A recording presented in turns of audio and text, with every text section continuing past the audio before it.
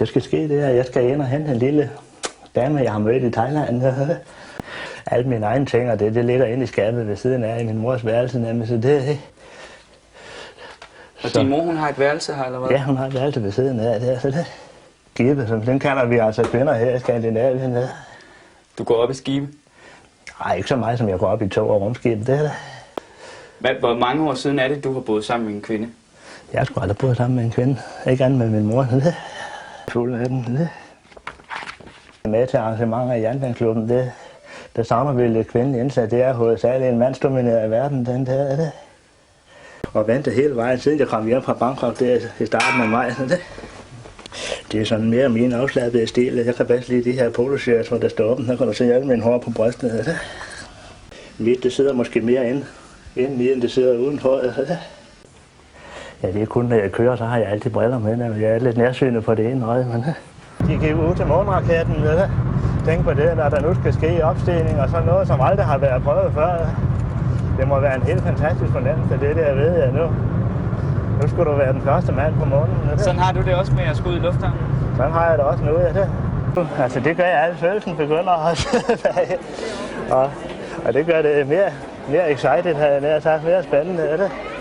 Men jeg ved jo selv, fra talrige gange, hvor længe det tager at få bagagen og komme igennem tolden og alt det der.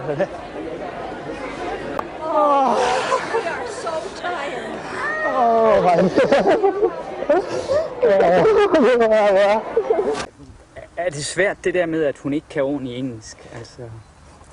Ja, det kan det godt være, men altså et smil og lidt søde ord, det løser problemerne. Som regel er det. Så det, selvfølgelig er det lidt svært, men det er noget, man ved, er det. Ja.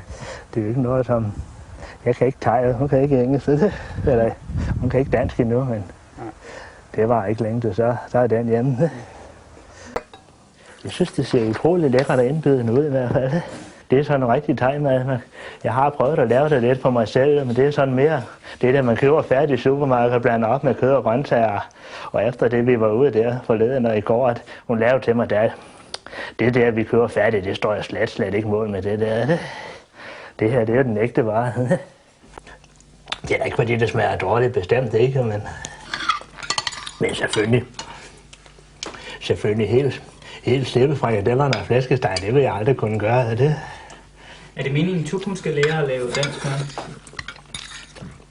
Hvis hun har lyst til det, ellers så kan vi sagtens lave den aftale. Hun tager sig af thai-maden, så tager jeg mig af den danske mad. Jeg er ikke så dårlig i køkken, hvis jeg skal hilse at se. Jeg kender ikke andre end mig selv, der kan lave en flæskesteg med sprøde svær, så